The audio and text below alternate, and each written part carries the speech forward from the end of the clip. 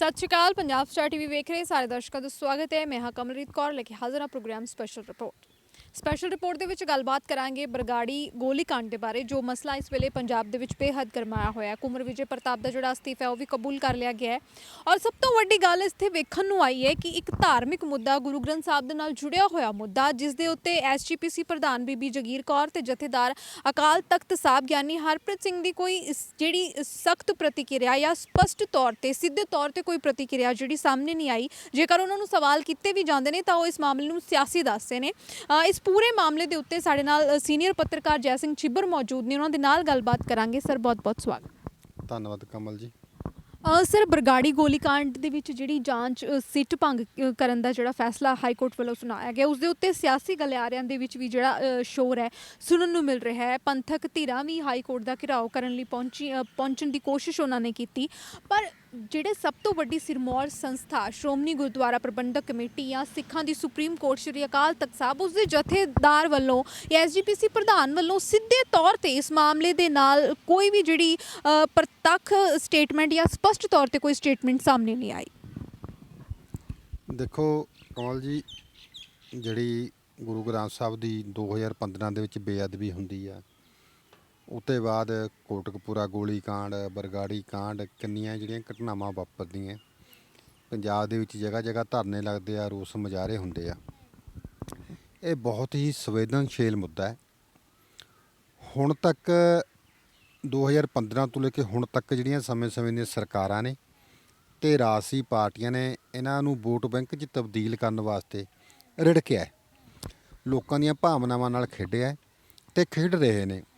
ਮੈਨੂੰ ਨਹੀਂ ਲੱਗਦਾ, ਇਹ ਆਪਾਂ ਪਹਿਲਾਂ ਵੀ ਡਿਸਕਸ ਕਰ ਚੁੱਕੇ ਆ, ਹੁਣ ਇਹ ਲੱਗ ਰਿਹਾ ਕਿ 2022 ਦੀਆਂ ਚੋਣਾਂ ਤੱਕ ਮੈਨੂੰ ਨਹੀਂ ਲੱਗਦਾ ਕਿ ਸਿੱਖ ਪੰਥ ਨੂੰ, ਸਿੱਖਾਂ ਨੂੰ ਜਾਂ ਪੀੜਤਾਂ ਨੂੰ ਨਿਆਂ ਮਿਲ ਸਕੇਗਾ, ਕਿਉਂਕਿ ਕੋਟਕਪੂਰਾ ਮਾਮਲੇ ਨੂੰ ਲੈ ਕੇ ਜਿਹੜੀ ਇੱਕ ਸਿੱਟ ਆ ਕੁੰਵਰ ਵਿਜੇ ਪ੍ਰਤਾਪ ਸਿੰਘ, ਉਹਨਾਂ ਦੀ ਅਗਵਾਈ ਦੇ ਵਿੱਚ ਜਿਹੜੀ ਜਾਂਚ ਪੜਤਾਲ ਕੀਤੀ ਆ, ਉਹ ਹਾਈ ਕੋਰਟ ਰੱਦ ਕਰ ਚੁੱਕਿਆ ਹੈ। ਉਸ ਨੂੰ ਬੇਸ ਬਣਾ ਕੇ ਹੀ ਜਿਹੜੀ ਬਰਗਾੜੀ ਜਾਂਚ ਹੋਈ ਆ, ਉਹਨੂੰ ਲੈ ਕੇ ਵੀ ਇੱਕ ਪਟੀਸ਼ਨ ਆ, ਉਹ ਹਾਈ ਕੋਰਟ ਦੇ ਵਿੱਚ ਪੈਂਡਿੰਗ ਆ।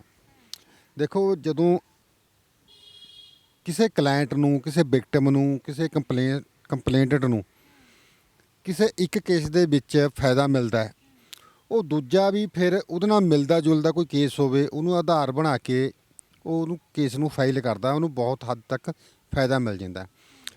ਹੁਣ ਜਦੋਂ ਇਹ ਕੋਟਕਪੂਰਾ ਵਾਲਾ ਮਾਮਲਾ ਸਾਹਮਣੇ ਆਇਆ, ਹਾਈ ਕੋਰਟ ਨੇ ਆਪਣਾ ਡਿਸੀਜਨ ਦੇ ਚੁੱਕਿਆ, ਉਹ ਤੋਂ ਬਾਅਦ ਜਿਹੜੀ ਬਰਗਾੜੀ ਕਾਂਡ ਵਾਪਰਿਆ ਜਾਂ ਉੱਥੇ ਜਿਹੜੀ ਉਹ ਸਿੱਟ ਨੇ ਜਿਹੜੀ ਜਾਂਚ ਕੀਤੀ ਆ, ਉਹ ਤੋਂ ਬਾਅਦ ਉਹਨਾਂ ਨੂੰ ਵੀ ਇਹ ਲੱਗਣ ਲੱਗ ਪਿਆ ਕਿ ਕਿਤੇ ਇਹ ਨਾ ਹੋਵੇ ਵੀ ਕਿ ਕੋਟਕਪੂਰੇ ਦੀ ਤਰ੍ਹਾਂ ਇਹ ਜਿਹੜੀ ਸਾਡੀ ਸਿੱਟ ਨੇ ਜਾਂਚ ਪੜਤਾਲ ਇਹ ਵੀ ਰੱਦ ਹੋ ਜਾਵੇ।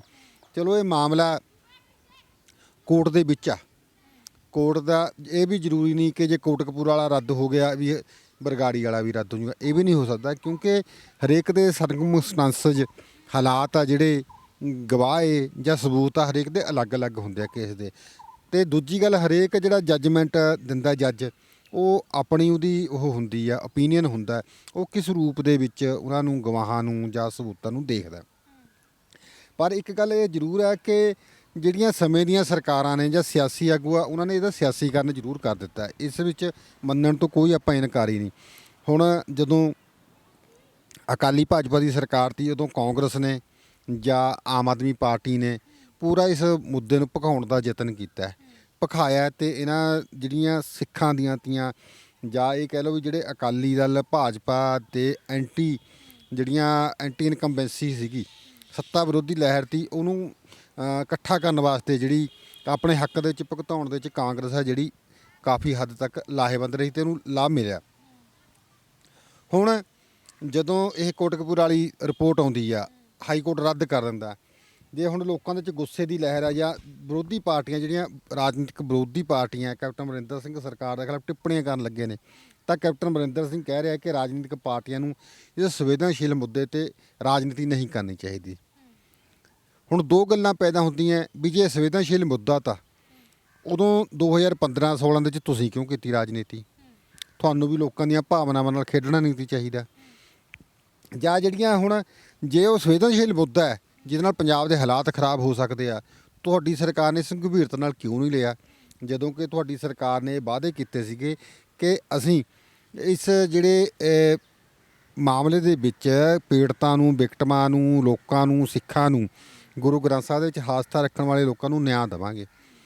ਪਰ ਉਲਟਾ ਇਸ ਮੁੱਦੇ ਪਰ ਜਿੰਨੀ ਰਾਜਨੀਤੀ ਹੋ ਰਹੀ ਆ, ਇਹ ਬਹੁਤ ਮੰਦਭਾਗੀ ਗੱਲ ਆ। ਖਾਸ ਕਰਕੇ ਹੁਣ ਜਦੋਂ ਜਿਹੜੇ ਆਈਜੀ ਆ ਕੰਵਰ ਵਿਜੇ ਪ੍ਰਤਾਪ ਸਿੰਘ, ਉਹ ਗੱਲਾਂ ਸਾਹਮਣੇ ਲਿਆਉਣ ਲੱਗ ਪਏ ਨੇ ਜਿਹੜੀਆਂ ਇੱਕ ਪਰਦੇ ਦੇ ਪਿੱਛੇ ਲੁਕੀਆਂ ਹੋਈਆਂ ਸਨ, ਜਿਹੜੀਆਂ ਉਹ ਗੱਲਾਂ ਦਾ ਹੁਣ ਉਜਾਗਰ ਕਰਨ ਲੱਗ ਪਏ ਨੇ।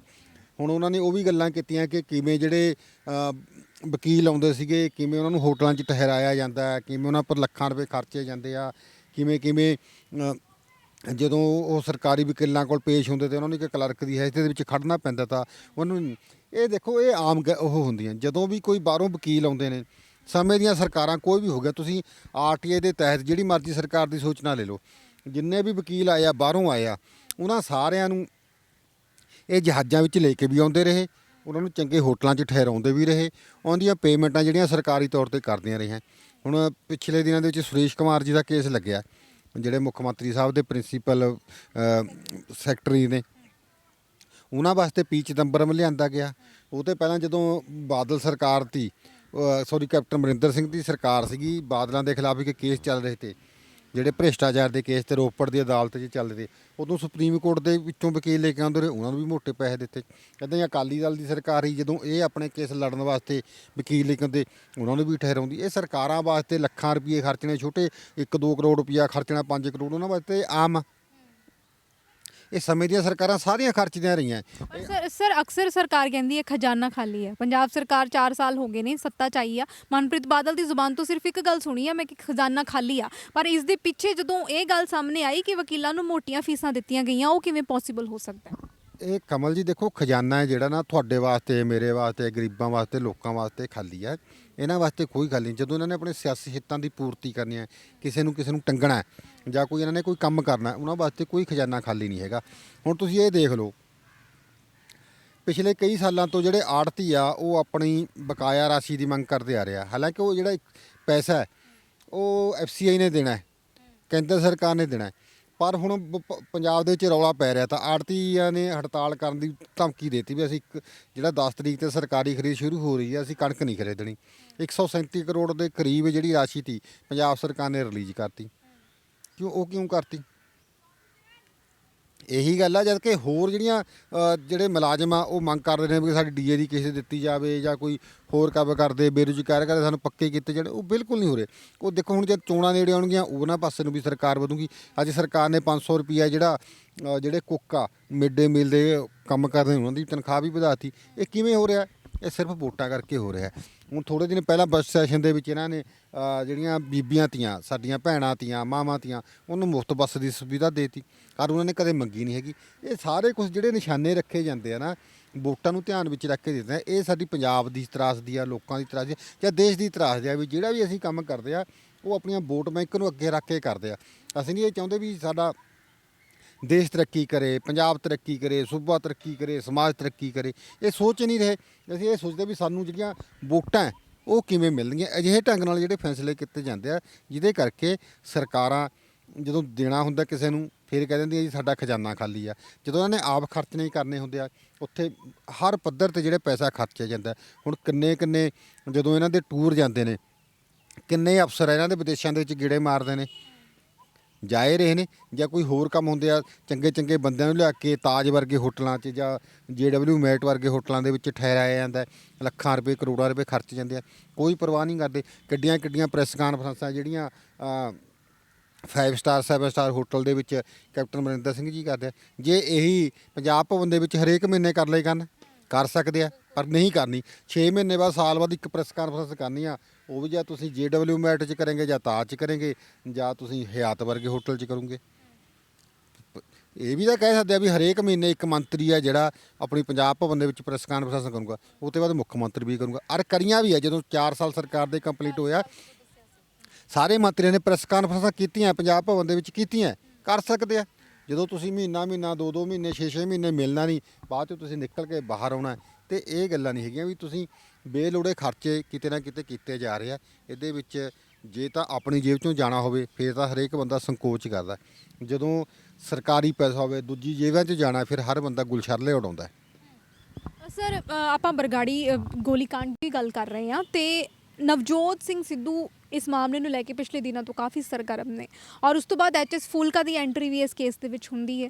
ਫੂਲਕਾ ਸਾਹਿਬ ਨਵਜੋਤ ਸਿੰਘ ਸਿੱਧੂ ਨੂੰ ਚਿੱਠੀ ਲਿਖਦੇ ਨੇ ਤੇ ਸਿੱਧੂ ਦੇ ਵੱਲੋਂ ਉਸ ਚਿੱਠੀ ਦੇ ਵਿੱਚ ਪਲਟਵਾਰ ਜਿਹੜਾ ਹੈ ਉਹ ਕੀਤਾ ਜਾਂਦਾ ਹੈ। ਹੁਣ ਇਹ ਜਿਹੜੀ ਸਿਆਸਤ ਹੈ ਨਾ, ਹੁਣ ਚਿੱਠੀਆਂ ਦੇ ਰਾਹੀਂ ਜਿਹੜੀ ਜੰਗ ਹੈ ਉਹ ਸ਼ੁਰੂ ਹੋ ਗਈ ਹੈ। ਕਮਲ ਜੀ ਦੇਖੋ, ਆਪਾਂ ਪਹਿਲਾਂ ਵੀ ਡਿਸਕਸ ਕਰਦੇ ਆ ਤੇ ਆਪਾਂ ਨੂੰ ਨਾ ਜਿਹੜੀ ਗੱਲ ਆ ਇਹ ਬਹੁਤ ਇੱਕ ਨਾ ਮੰਦਭਾਗੀ ਲੱਗਦੀ ਆ। ਹਰੇਕ ਪਾਰਟੀ ਦੇ ਲੀਡਰ ਆ ਨਾ ਜਿਹੜੇ, ਕੋਈ ਵੀ ਪਾਰਟੀ ਆ, ਪੋਲੀਟੀਕਲ ਪਾਰਟੀ ਆ, ਉਹ ਪੰਜਾਬੀ ਦੀ ਇੱਕ ਕਹਾਵਤ ਆ ਵੀ ਦੂਜੇ ਦੀਆਂ ਹੱਥ 'ਚ ਆਪਣੀਆਂ ਕਾਛੇ ਦੇ ਵਿੱਚ, ਦੂਜੇ ਦੀਆਂ ਗੱਲਾਂ ਨੂੰ ਤਾਂ ਬਹੁਤ ਉਛਾਲਦੇ ਨੇ। ਜਦ ਆਪਣੀ ਗੱਲ ਹੁੰਦੀ ਆ ਉਦੋਂ ਇਹ ਆਪਣੀ ਗੱਲ ਨੂੰ ਲੁਕੋ ਲੈਂਦੇ ਨੇ, ਦਬੋਚ ਲੈਂਦੇ ਨੇ, ਬੋਲਦੇ ਨਹੀਂ ਹੈਗੇ। ਜਿਹੜੇ ਗੁਰੂ ਗ੍ਰੰਥ ਸਾਹਿਬ ਵਿੱਚ ਆਸਥਾ ਰੱਖਣ ਵਾਲੇ ਲੋਕ ਨੇ, ਜਦੋਂ ਵਿਧਾਨ ਸਭਾ ਦੇ ਵਿੱਚ ਜਸਟਿਸ ਰਣਜੀਤ ਸਿੰਘ ਦੀ ਰਿਪੋਰਟ ਤੇ ਬਹਿਸ ਹੁੰਦੀ ਆ, ਚਰਚਾ ਹੁੰਦੀ ਆ, ਉਦੋਂ ਸਾਰੇ ਜਿਹੜੇ ਵਿਧਾਇਕ ਆ ਇੱਕ ਸੁਰ ਦੇ ਵਿੱਚ ਬੋਲਦੇ ਆ, ਦੋਸ਼ੀਆਂ ਖਿਲਾਫ ਕਾਰਵਾਈ ਦੀ ਮੰਗ ਕਰਦੇ ਆ, ਚਾਹੇ ਉਹ ਆਮ ਆਦਮੀ ਪਾਰਟੀ ਦੇ ਹੋਣ ਚਾਹੇ ਕਾਂਗਰਸ ਦੇ ਹੋਣ। ਅੱਜ ਉਦੋਂ ਪਹਿਲੀ ਵਾਰੀ ਜਦੋਂ ਚਰਚਾ ਦੇ ਵਿੱਚ ਰਿਪੋਰਟ ਹੋਈ ਆ, ਉੱਥੇ ਪੇਸ਼ ਹੋਈ ਆ ਵਿਧਾਨ ਸਭਾ ਦੇ ਵਿੱਚ, ਉਦੋਂ ਫੁਲਕਾ ਵੀ ਉੱਥੇ ਬੋਲੇ ਆ, ਉਹਨਾਂ ਨੇ ਵੀ ਆਪਣਾ ਪੱਖ ਰੱਖਿਆ ਨਾ। ਇੰਨੀ ਦੇਰ ਤੋਂ ਬਾਅਦ ਜਦੋਂ ਕੋਟਕਪੂਰ ਵਾਲਾ ਮਾਮਲਾ ਹੋਇਆ, ਹੁਣ ਉਹ ਵੀ ਬੋਲਣ ਲੱਗ ਪਏ ਨੇ। ਨਵਜੋਤ ਸਿੱਧੂ ਬੋਲਦਾ, ਉਦੋਂ ਜਦੋਂ ਬੋਲੇ ਸੀਗੇ ਤੇ ਤਰਿੰਦਰ ਬਾਜਵਾ, ਸੁਖਜਿੰਦਰ ਰੰਧਾਵਾ, ਹਰਮਿੰਦਰ ਗਿੱਲ, ਨਵਜੋਤ ਸਿੱਧੂ ਤੇ ਹੋਰ ਚਰਨਜੀਤ ਚੰਨੀ, ਅੱਜ ਕਿਉਂ ਨਹੀਂ ਬੋਲਦੇ? ਮਾੜੀ ਗੱਲ ਇਹ ਆ ਕਿ ਜਦੋਂ ਤਾਂ ਅਸੀਂ ਦੂਜਿਆਂ ਦੀ ਗੱਲ ਬੋਲਣੀ ਆ, ਦੂਜਿਆਂ ਨੂੰ ਗੱਲ ਚੱਕਣਾ, ਦੂਜਿਆਂ ਨੂੰ ਠਿੱਪੀ ਲਾਉਣੀ, ਉਦੋਂ ਅਸੀਂ ਬਹੁਤ ਗਿੱਬ ਕੇ ਬੋਲਦੇ ਆ, ਉੱਚੇ ਹੋ ਕੇ ਬੋਲਦੇ ਆ, ਹੈ ਨਾ। ਪਰ ਆਪਣੀ ਸਰਕਾਰ ਦੇ ਵਿੱਚ ਰਹਿ ਕੇ ਆਪਣੇ ਮੁੱਖ ਮੰਤਰੀ ਨੂੰ ਘੇਰਨ ਵਾਸਤੇ, ਆਪਣੇ ਲੀਡਰ ਨੂੰ ਘੇਰਨ ਵਾਸਤੇ ਚੁੱਪ ਹੁੰਦੇ ਆ।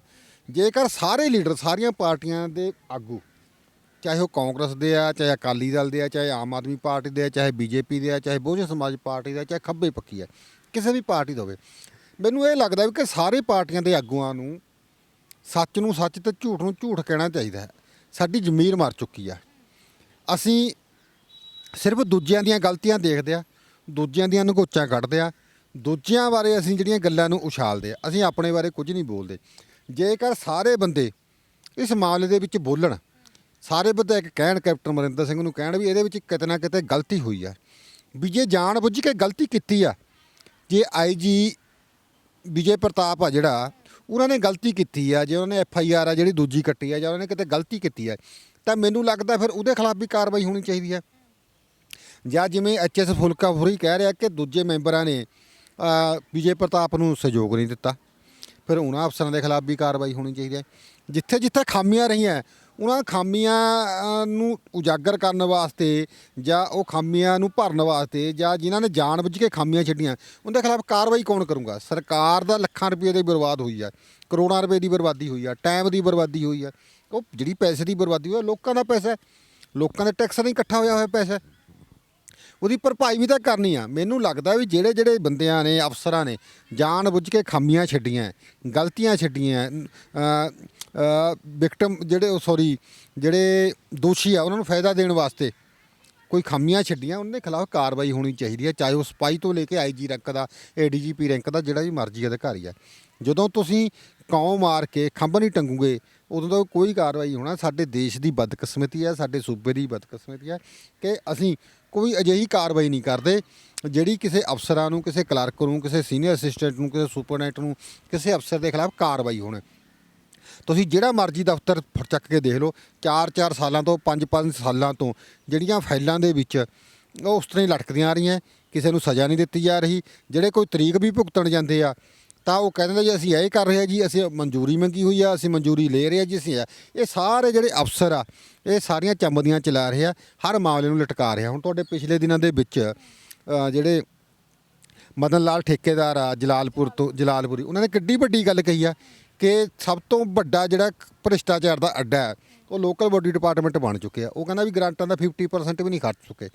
ਮੰਨ ਲਓ ਉਹਨਾਂ ਨੇ ਇਹ ਗੱਲ ਕਹੀ ਆ ਵੀ 50% ਨਹੀਂ ਖਰਚ ਚੁੱਕੇ, ਉਹਨਾਂ ਦੀ ਗੱਲ ਦੇ ਵਿੱਚ ਵਜਨ ਨਹੀਂ ਹੋ ਸਕਦਾ, ਪਰ ਇੰਨਾ ਵੀ ਉਹ ਨਹੀਂ ਹੈਗਾ ਕਿ ਉਹ ਝੂਠ ਬੋਲਦੇ ਹੋਣਗੇ। ਇੱਕ ਵਿਧਾਇਕ ਆ, ਇੱਕ ਵਿਧਾਇਕ ਆ ਉਹ ਗੱਲ ਕਹਿ ਰਿਹਾ ਵੀ 50% ਪੈਸਾ ਜਿਹੜਾ ਉੱਥੇ ਗ੍ਰਾਂਟਾਂ 'ਚੋਂ ਖਾਇਆ ਜਾਂਦਾ ਆ। ਸਾਰੀ ਦੁਨੀਆ ਕਹਿ ਰਹੀ ਆ, ਸਾਰੀ ਦੁਨੀਆ ਕਹਿ ਰਹੀ ਆ ਵੀ ਇਹ ਪੈਸਾ ਖਾਇਆ। ਕਦੇ ਕਿਸੇ ਨੇ ਗੌਰ ਕੀਤੀ ਹੈ?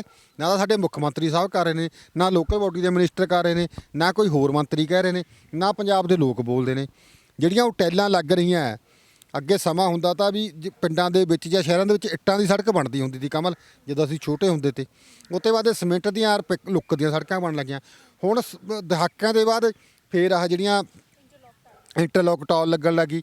ਔਰ ਇੰਟਰਲੋਕ ਟਾਲ ਆ ਜਿਹੜੀ ਟਾਈਲ ਆ, ਉਹਦੇ ਵਿੱਚ ਕਈ ਮੰਤਰੀਆਂ ਦੇ ਜਿਹੜੇ ਭਰਾ ਏ ਜਾਂ ਰਿਸ਼ਤੇਦਾਰ ਆ, ਉਹਨਾਂ ਨੇ ਉਹ ਬਣਾ ਰਹੇ ਨੇ। ਉਹਨਾਂ ਨੇ ਇਹਨਾਂ ਦੀਆਂ ਫੈਕਟਰੀਆਂ ਲਾਈਆਂ ਹੋਈਆਂ ਨੇ, ਔਰ ਉਹਨਾਂ ਨੇ ਨਗਰ ਕੌਂਸਲਾਂ ਨੂੰ ਹਦਾਇਤਾਂ ਕੀਤੀਆਂ ਵੀ ਉਸ ਕੰਪਨੀ ਤੋਂ ਲੈਣੀਆਂ ਜਾਂ ਠੇਕੇਦਾਰਾਂ ਨੇ ਉਹਨਾਂ ਦੇ ਉੱਥੇ ਤੋਂ ਲੈ ਕੇ ਆ ਰਹੇ ਨੇ। ਜੇ ਉਹੀ ਟਾਈਲ ਆ ਜਿਹੜੀ ਕਿਸੇ ਨੇ ਘਰ ਵਾਸਤੇ ਲਾਉਣੀ ਆ ਤਾਂ ਉਹਨੂੰ 14 ਰੁਪਏ 12 ਰੁਪਏ 10 ਰੁਪਏ ਨੂੰ ਮਿਲ ਰਹੀ ਹੈ ਗ੍ਰੇਡੇਸ਼ਨ ਦੇ ਹਿਸਾਬ ਨਾਲ। ਜਿਹੜੀਆਂ ਨਗਰ ਕੌਂਸਲ ਦੇ ਵਿੱਚ ਲਾ ਰਹੀਆਂ 18 ਰੁਪਏ 20 ਰੁਪਏ 22 ਰੁਪਏ ਦੇ ਹਿਸਾਬ ਨਾਲ ਲੱਗਦੇ। ਇਹ ਲੁੱਟ ਨਹੀਂ ਹੋ ਰਹੀ ਤਾਂ ਕਿਵੇਂ ਹੋ ਰਹੀ ਹੈ? ਜਿੱਥੇ ਲੋਕਾਂ ਨੇ ਤੁਰਨਾ ਵੀ ਨਹੀਂ ਹੈਗਾ ਸਾਈਡ ਪਰ, ਉੱਥੇ ਤੱਕ ਵੀ ਤੁਸੀਂ ਲਾ ਰਹੇ ਆ। ਜਿੱਥੇ ਖੰਭੇ ਲੱਗੇ ਹੋਏ ਆ, ਦਰਖਤ ਲੱਗਿਆ, ਉੱਥੇ ਵੀ ਤੁਸੀਂ ਟਾਈਲਾਂ ਲਾਈ ਜਾ ਰਹੇ ਆ। ਕਿਤੇ ਨਾ ਕਿਤੇ ਤੁਸੀਂ ਸਰਕਾਰ ਦੇ ਪੈਸੇ ਦੀ ਬਰਬਾਦੀ ਕਿਉਂ ਕਰਨ ਲੱਗੇ ਹੋਇਆ? ਜੇ ਉਹ 50% ਕਹਿ ਰਿਹਾ ਤਾਂ ਆਪਾਂ ਇਹ ਤਾਂ ਮੰਨ ਕੇ ਚੱਲੀਏ ਵੀ 25-30% ਤੱਕ ਘਪਲੇਬਾਜ਼ੀ ਹੋਏ ਰਹੀ ਹੈ ਨਾ, ਜਿੰਨੀ ਲੋਕਲ ਬੋਡੀ ਦੇ ਵਿੱਚ ਹੋ ਰਹੀ ਆ, ਹੋਰ ਪਾਸੇ ਹੋ ਨਹੀਂ ਰਹੀ। ਇਹ ਗੱਲ ਬਿਲਕੁਲ ਸੱਚੀ ਕਹੀ ਹੈ ਮਦਨ ਲਾਲ ਜਲਾਲਪੁਰ ਜੀ ਨੇ, ਉਹ ਪਹਿਲਾਂ ਵੀ ਕਹਿ ਚੁੱਕੇ ਨੇ। ਜਿੰਨੀ ਦੇਰ ਤੱਕ ਨਵਜੋਤ ਸਿੰਘ ਸਿੱਧੂ ਤਾਂ ਉਨੀ ਦੇਰ ਤੱਕ ਜਿਹੜੇ ਅਫਸਰਾਂ ਨੂੰ ਹੱਥਾਂ ਪੈਰਾਂ ਦੀ ਪਈ ਰਹਿੰਦੀ ਸੀ ਵੀ ਕੁਝ ਇਹ ਨਾ ਹੋ ਜਾਵੇ ਨਾ। ਹਾਲਾਂਕਿ ਨਵਜੋਤ ਸਿੰਘ ਸਿੱਧੂ ਕੁਝ ਕਰਕੇ ਨਹੀਂ ਗਏ, ਜਿਹੜੀ ਕਾਰਵਾਈ ਕਰਨੀ ਚਾਹੀਦੀ ਉਹ ਕਰ ਨਹੀਂ ਸਕੇ। ਬਹੁਤ ਸਾਰੀਆਂ ਗ੍ਰਾਂਟਾਂ ਜਿਹੜੀਆਂ ਉਹ ਖਾਈਆਂ। ਮੇਰੇ ਮਰਿੰਡੇ ਸ਼ਹਿਰ ਦੀਆਂ ਕਈ ਗ੍ਰਾਂਟਾਂ ਜਿਹੜੀਆਂ ਖਾਧੀਆਂ ਹੋਈਆਂ, ਉਹਨਾਂ ਦੀਆਂ ਇਨਕੁਆਰੀਆਂ ਉਸ ਤਰ੍ਹਾਂ ਪੈਂਡਿੰਗ ਪਈਆਂ ਫਾਈਲਾਂ ਦੇ ਵਿੱਚ। ਅੱਗੇ ਤੇ ਅੱਗੇ ਤਾਂ ਮਨਜ਼ੂਰੀਆਂ ਲਿੱਤੀਆਂ ਪਈਆਂ, ਮਹਿਕਮੇ ਦਾ ਮੰਤਰੀ ਵੀ ਮਨਜ਼ੂਰੀ ਦੇ ਗਏ, ਪਰ ਕਿਤੇ ਨਾ ਕਿਤੇ ਸਿਫਾਰਸ਼ਾਂ ਨਾਲ ਉਹ ਫਾਈਲਾਂ ਦੱਬੀਆਂ ਪਈਆਂ। ਇਹ ਬਹੁਤ ਕੁਝ ਹੋ ਰਿਹਾ ਹੈ ਸੂਬੇ ਦੇ ਵਿੱਚ। ਸਾਰੇ ਲੋਕਾਂ ਨੂੰ ਜਾਗਣ ਦੀ ਜ਼ਰੂਰਤ ਹੈ। ਇਕੱਲਾ 1 2 3 4 5 ਲੋਕਾਂ ਦੇ ਜਾਗਣ ਨਾਲ ਕੁਝ ਨਹੀਂ ਬਣਨਾ। ਸਾਰੇ ਲੋਕਾਂ ਨੂੰ ਜਾਗਣਾ ਪਵੇਗਾ ਤਾਂ ਗੱਲ ਪਊਗੀ। ਹੁਣ ਜਿਸ ਤਰ੍ਹਾਂ ਜਿਹੜਾ ਇਹ ਮੁੱਦਾ ਬਰਗਾੜੀ ਵਾਲਾ ਤੁਸੀਂ ਜਿਹੜੀ ਗੱਲ ਕਹਿ ਰਿਹਾ, ਇਸ ਮਸਲੇ ਪਰ ਵੀ ਲੋਕਾਂ ਨੂੰ ਇੱਕ ਦੂਜੇ ਪਰ ਬਲੇਮਬਾਜ਼ੀ ਕਰਨ ਦੀ ਬਜਾਏ ਇਸ ਪਾਸੇ ਤੋਂ ਇਸ ਮੁੱਦੇ ਨੂੰ ਸੰਵੇਦਨਸ਼ੀਲਤਾ ਨਾਲ ਲੈਣਾ ਚਾਹੀਦਾ ਹੈ। ਲੋਕਾਂ ਦੀਆਂ ਭਾਵਨਾਵਾਂ ਨੂੰ ਭੜਕਾਉਣ ਦੀ ਬਜਾਏ ਇਸ ਨੂੰ ਬਹੁਤ ਸੋਚ ਵਿਚਾਰ ਕਰਕੇ ਹੱਲ ਕਰਨ ਦੀ ਜ਼ਰੂਰਤ ਹੈ। ਕਿਉਂਕਿ ਜੇਕਰ ਇਹਨਾਂ ਲੋਕਾਂ ਦੀਆਂ ਭਾਵਨਾ ਭੜਕਾਉਂਗੇ, ਪੰਜਾਬ ਦੇ ਹਾਲਾਤ ਖਰਾਬ ਹੋਣਗੇ। ਪੰਜਾਬ ਦੇ ਹਾਲਾਤ ਖਰਾਬ ਹੋਣਗੇ, ਕਿਸੇ ਦਾ ਕੁਝ ਨਹੀਂ ਜਾਣਾ, ਰਾਜਨੀਤਿਕ ਲੋਕਾਂ ਦਾ ਕੁਝ ਨਹੀਂ ਜਾਣਾ। ਇਹਨਾਂ ਨੇ ਤਾਂ ਆਪਣੀਆਂ ਸਿਆਸੀ ਰੋਟੀਆਂ ਸੇਕਣੀਆਂ, ਤਾਂ ਆਪਣਾ ਸਿਆਸੀ ਤੰਦੂਰ ਪਕਾਉਣਗੇ ਲੋਕਾਂ ਦੀਆਂ ਗੱਲਾਂ ਪਰ ਹਾਲਾਤ ਆ ਜਿਹੜੇ ਉਹ ਪੰਜਾਬ ਦੇ ਖਰਾਬ ਹੋਣਗੇ। ਇਸ ਕਰਕੇ ਸਾਨੂੰ ਬਚਣਾ ਚਾਹੀਦਾ। ਇਹਨਾਂ ਲੋਕਾਂ ਨੂੰ ਕਟਹਿਰੇ ਵਿੱਚ ਨੰਗਾ ਖੜਾ ਕਰਨਾ ਚਾਹੀਦਾ, ਚਾਹੇ ਜਿਹੜੇ ਪਿਛਲੇ ਤੇ ਚਾਹੇ ਹੁਣ ਵਾਲੇ ਜਿਹੜੇ ਵਾਅਦੇ ਕਰਕੇ। ਤੇ ਇਸ ਕਰਕੇ ਸਾਨੂੰ ਸਾਰੇ ਲੋਕਾਂ ਨੂੰ ਚੰਗੇ ਬੰਦਿਆਂ ਨੂੰ ਚੁਣਨਾ ਚਾਹੀਦਾ। ਜਿਹੜਿਆਂ ਨੂੰ ਤੁਸੀਂ 2 ਵਾਰੀ 3 ਵਾਰੀ 4 ਵਾਰੀ ਪੱਤੇ ਆ ਚੁੱਕੇ ਆ, 2 ਵਾਰੀ ਪੱਤੇ ਆ ਚੁੱਕੇ ਆ, ਉਹਨਾਂ ਨੂੰ ਤੁਸੀਂ ਛੱਡ ਦੇਣਾ ਚਾਹੀਦਾ। ਮੈਨੂੰ ਤਾਂ ਇਹ ਲੱਗਦਾ ਆਪਾਂ ਨੂੰ ਕਿ ਲੋਕਾਂ ਨੂੰ ਹਰੇਕ ਵਾਰੀ ਨਵੇਂ ਬੰਦੇ ਨੂੰ ਮੌਕਾ ਦੇਣਾ ਚਾਹੀਦਾ। ਤੁਸੀਂ ਬਾਰ-ਬਾਰ 1-1 2-2 3-3 ਇਹ ਕਿਉਂ ਬਾਰ-ਬਾਰ ਚੁਣੀ ਜਾਂਦਾ? ਪੰਜਾਬ ਦੇ ਹੋਰ ਵੀ ਕਿੰਨੇ ਲੋਕ ਨੇ, ਚੰਗੇ ਬੰਦਿਆਂ ਨੂੰ ਚੁਣਨਾ ਚਾਹੀਦਾ। ਪੰਜਾਬ ਦੇ ਲੋਕਾਂ ਨੂੰ ਇੱਕ ਮਿਸਾਲ ਆ ਜਿਹੜੀ ਉਹ ਸੈੱਟ ਕਰਨੀ ਚਾਹੀਦੀ ਆ। ਸਰ 10 ਅਪ੍ਰੈਲ ਤੋਂ ਪੰਜਾਬ ਦੇ ਵਿੱਚ ਜਿਹੜੀ ਕਣਕ ਦੀ ਖਰੀਦ ਆ ਉਹ ਸ਼ੁਰੂ ਹੋਈ ਆ, ਪਰ ਮੰਡੀਆਂ ਦੇ ਹਾਲਾਤ ਜੇ ਵੇਖੀਏ ਜਾ ਕੇ ਤਾਂ ਜਿੰਨੀ ਕੁ ਕਿਸਾਨਾਂ ਦੇ ਨਾਲ ਮੇਰੀ ਵੀ ਗੱਲਬਾਤ ਹੋਈ ਆ, ਤੇ ਸੂਬੇ ਦੇ ਵਿੱਚ ਬਹੁਤ ਸਾਰੀਆਂ ਮੰਡੀਆਂ ਅਜਿਹੀਆਂ ਨੇ, ਲਗਭਗ ਸਾਰੀਆਂ ਹੀ ਮੰਡੀਆਂ ਦੇ ਵਿੱਚ ਜਿਹੜੀ ਬਾਰਦਾਨੇ ਦੀ ਕਿੱਲਤ ਆ, ਕਿਸਾਨਾਂ ਦੀ ਜਿਹੜੀ ਲਿਫਟਿੰਗ ਦੀ ਪ੍ਰੋਬਲਮ ਆ, ਉੱਪਰੋਂ ਜਿਹੜਾ ਮੌਸਮ ਆ ਉਹ ਵੀ ਖਰਾਬ ਹੋ ਰਿਹਾ, ਬਾਰਿਸ਼ ਵੀ ਹੋ ਰਹੀ ਆ, ਮੰਡੀਆਂ 'ਚ ਖੁੱਲ੍ਹੀ ਕਣਕ ਪਈ ਇੱਦਾਂ ਹੀ ਖਰਾਬ ਹੋ ਰਹੀ ਆ। ਸਰਕਾਰ ਵੱਲੋਂ ਦਾਅਵੇ ਕੀਤੇ ਗਏ ਸੀ ਕਿ ਮੰਡੀਆਂ ਦੇ ਪ੍ਰਬੰਧ ਮੁਕੰਮਲ ਨੇ, ਪਰ ਬਾਰਦਾਨਾ 10-10 ਦਿਨ ਹੋ ਗਏ ਕਿਸਾਨ ਕਹਿ ਰਹੇ ਨੇ ਸਾਨੂੰ ਧੱਕੇ ਖਾਂਦਿਆਂ ਨੂੰ ਬਾਰਦਾਨਾ ਨਹੀਂ ਮਿਲ ਰਿਹਾ, ਕਣਕ ਦੀ ਲਿਫਟਿੰਗ ਨਹੀਂ ਹੋ ਰਹੀ। ਦੇਖੋ ਕਮਲ ਜੀ, ਸਾਡੀ ਬਦਕਿਸਮਤੀ ਇਹੀ ਹੈ, ਮੈਂ ਫੇਰ ਇਹੀ ਗੱਲ ਕਹਿੰਦਾ, ਇਹ ਸਾਰੀ ਅਫਸਰਸ਼ਾਹੀ ਹੈ ਨਾ ਜਿਹੜੀ, ਉਹਦੀ ਨਲਾਇਕੀ ਕਰਕੇ ਹੋ ਰਿਹਾ। ਜਦੋਂ ਤੁਹਾਨੂੰ ਪਤਾ ਹੈ ਵੀ ਸਾਲ ਦੇ ਵਿੱਚ ਜਿਹੜੀਆਂ 2 ਫਸਲਾਂ ਆ ਉਹ ਆਉਣੀਆਂ ਹੀ ਆਉਣੀਆਂ, ਝੋਨਾ ਤੇ ਕਣਕ। ਜਦੋਂ ਤੈਅ ਆ ਵੀ ਅਪ੍ਰੈਲ ਦੇ ਵਿੱਚ ਕਣਕ ਆਉਣੀ ਆ ਤੇ ਉਧਰ ਸੌਣੀ ਦੀ ਫਸਲ ਆਉਣੀ ਹੈ ਤੇ ਹਾੜੀ ਦੀ ਫਸਲ ਆਉਣੀ ਹੈ। ਜਦੋਂ ਆਪਾਂ ਨੂੰ ਪਤਾ ਹੀ ਫਸਲ ਆਉਣੀ ਆ, ਅਸੀਂ ਪਹਿਲਾਂ ਪ੍ਰਬੰਧ ਕਿਉਂ ਨਹੀਂ ਕਰਦੇ? ਸਾਨੂੰ ਇਹ ਵੀ ਪਤਾ ਵੀ ਕਿੰਨੀ ਫਸਲ ਆਉਣੀ ਆ, ਕਿੰਨੀ ਕਣਕ ਆ ਜਿਹੜੀ ਬੀਜੀ ਗਈ। 132 ਲੱਖ ਟਨ ਦਾ ਇਹਨਾਂ ਨੇ ਜਿਹੜਾ ਟਾਰਗੇਟ ਰੱਖਿਆ ਕਣਕ ਖਰੀਦਣ ਦਾ, ਉਹ ਕਿੱਥੇ ਰੱਖੀ ਜਾਣੀ ਹੈ? ਇਹ ਤਾਂ ਸਾਨੂੰ ਪਤਾ ਹੋਣਾ ਚਾਹੀਦਾ ਨਾ ਵੀ ਅਸੀਂ ਸ਼ੈਲਰਾਂ 'ਚ ਰੱਖਣੀ ਆ ਕਣਕ ਦਾ, ਕਿੰਨਾ ਸਾਨੂੰ ਬਾਰ ਦੇਣਾ ਚਾਹੀਦਾ। ਹੁਣ ਇਹ ਬਾਰ-ਬਾਰ ਕਹੀ ਜਾਂਦੇ ਆ ਕਿ ਲੋਕਡਾਊਨ ਕਰਕੇ ਜਾਂ ਪਿੱਛੋਂ ਗੱਡੀਆਂ ਘੱਟ ਆ ਰਹੀਆਂ, ਬਾਰਦਾਨੇ ਦੀ ਜਿਹੜੀ ਜੂਟ ਆ ਮਹਾਰਾਸ਼ਟਰ ਤੋਂ ਆਉਣੀ ਤੀ ਜਾਂ ਵੈਸਟ ਬੰਗਾਲ ਤੋਂ ਆਉਣੀ ਤੀ, ਇੱਥੋਂ ਆ ਨਹੀਂ ਰਹੀ ਹੈਗੀ, ਤਾਂ ਕਰਕੇ ਰੁਕਿਆ। ਤੁਹਾਨੂੰ ਪਤਾ ਵੀ ਪਹਿਲਾਂ ਪਿਛਲੀ ਵਾਰੀ ਵੀ ਜਦੋਂ ਪਿਛਲੇ ਸਾਲ ਜਦੋਂ ਕਣਕਾਂ ਦਾ ਝੋਨੇ ਦਾ ਸੀਜ਼ਨ ਸ਼ੁਰੂ ਹੋਇਆ, ਉਦੋਂ ਵੀ ਲੋਕਡਾਊਨ ਲੱਗਿਆ ਰਿਹਾ। ਇਹੀ ਜਿਹੜੀ ਕਰੋਨਾ ਦਾ ਮਹਾਮਾਰੀ ਦਾ ਪ੍ਰਕੋਪ ਚੱਲ ਰਿਹਾ ਤਾ, ਅਤੇ ਹੁਣ ਵੀ ਚੱਲ ਰਿਹਾ। ਤੁਸੀਂ ਨਾਲ ਦੀ ਨਾਲ ਪਹਿਲਾਂ ਕਿਉਂ ਨਹੀਂ ਪ੍ਰਬੰਧ ਕੀਤਾ? ਇਹ ਕਿਤੇ ਨਾ ਕਿਤੇ ਜਿਹੜੀ ਸਰਕਾਰਾਂ ਦੀ ਨਲਾਇਕੀ ਆ, ਪ੍ਰਸ਼ਾਸਨਿਕ ਅਧਿਕਾਰੀਆਂ ਦੀ ਨਲਾਇਕੀ ਆ, ਉਹ ਸਾਹਮਣੇ ਆਉਂਦੀ ਆ। ਸਾਨੂੰ ਜਿਹੜੇ ਸਮੇਂ ਸਿਰ ਕੰਮ ਆ ਉਹ ਨਹੀਂ ਕਰਦੇ। ਇਹ ਉਦੋਂ ਕੰਮ ਕਰਦਾ ਜਿਹੜੇ ਪੰਜਾਬੀ ਦੀ ਕਹਾਵਤ ਆ, ਬੂਹੇ ਆਈ ਜਨ ਬਿੰਨੋ ਕੁੜੀ ਦੇ ਕੰਨ। ਜਦੋਂ ਸਾਹਮਣੇ ਆ ਜਾਂਦਾ ਉਦੋਂ ਅਸੀਂ ਜਾਗਦੇ ਆ, ਪਹਿਲਾਂ ਨਹੀਂ ਜਾਗਦੇ। ਇਸੇ ਕਰਕੇ ਜਿਹੜਾ ਸਿਸਟਮ ਆ ਸਾਰਾ ਗੜਬੜਾਇਆ ਹੋਇਆ ਹੈ। ਬਹੁਤ ਬਹੁਤ ਸ਼ੁਕਰੀਆ ਸਰ ਸਾਡੇ ਨਾਲ ਜੁੜਨ ਲਈ। ਇਹ ਸਨ ਸਾਡੇ ਨਾਲ ਸੀਨੀਅਰ ਪੱਤਰਕਾਰ ਜੈ ਸਿੰਘ ਛਿੱਬਰ, ਜਿਨ੍ਹਾਂ ਦੇ ਨਾਲ ਅਸੀਂ ਸਪੈਸ਼ਲ ਰਿਪੋਰਟ ਦੇ ਵਿੱਚ ਪੰਜਾਬ ਦੇ ਅਹਿਮ ਮੁੱਦਿਆਂ ਤੇ ਗੱਲਬਾਤ ਕੀਤੀ, ਖਾਸ ਤੌਰ ਤੇ ਬਰਗਾੜੀ ਗੋਲੀकांड ਦੇ ਵਿੱਚ ਸਿੱਟ ਨੂੰ ਲੈ ਕੇ ਜਿਹੜਾ ਵਿਵਾਦ ਭਖਿਆ ਹੋਇਆ ਹੈ, ਉਸ ਦੇ ਉੱਪਰ ਹੁਣ ਧਾਰਮਿਕ ਸਮਾਜਿਕ ਸਿਆਸੀ ਸਾਰੇ ਗਲਿਆਰਿਆਂ ਦੇ ਵਿੱਚ ਜਿਹੜੀ ਚਰਚਾਵਾਂ ਵੀ ਤੇਜ਼ ਹੋ ਗਈਆਂ ਨੇ, ਔਰ ਵਿਵਾਦ ਜਿਹੜਾ ਹੋਰ ਵੀ ਵੱਧ ਗਿਆ ਹੈ, ਮਾਮਲਾ ਹੋਰ ਵੀ ਭਖ ਗਿਆ ਹੈ। ਔਰ ਨਾਲ ਹੀ ਜਿਸ ਤਰ੍ਹਾਂ ਕਣਕ ਦੀ ਖਰੀਦ ਨੂੰ ਲੈ ਕੇ ਲਿਫਟਿੰਗ ਦੇ ਪ੍ਰਬੰਧ ਮੁਕੰਮਲ ਨਹੀਂ, ਬਾਰਦਾਨੇ ਦੀ ਕਮੀ ਦੇ ਨਾਲ ਕਿਸਾਨਾਂ ਨੂੰ ਜੂਝਿਆ ਜਾ ਰਿਹਾ। ਵਿਸਥਾਰਪੂਰਵਕ ਇਹਨਾਂ ਖਬਰਾਂ ਦੇ ਉੱਤੇ ਚਰਚਾ ਕੀਤੀ ਹੈ। ਫਿਰ ਹਾਜ਼ਰ ਹੋਵਾਂਗੇ ਸਪੈਸ਼ਲ ਰਿਪੋਰਟ ਦੇ ਵਿੱਚ। ਤੁਸੀਂ ਵੇਖਦੇ ਰਹੋ ਪੰਜਾਬ ਸਟਾਰ ਟੀਵੀ। ਧੰਨਵਾਦ।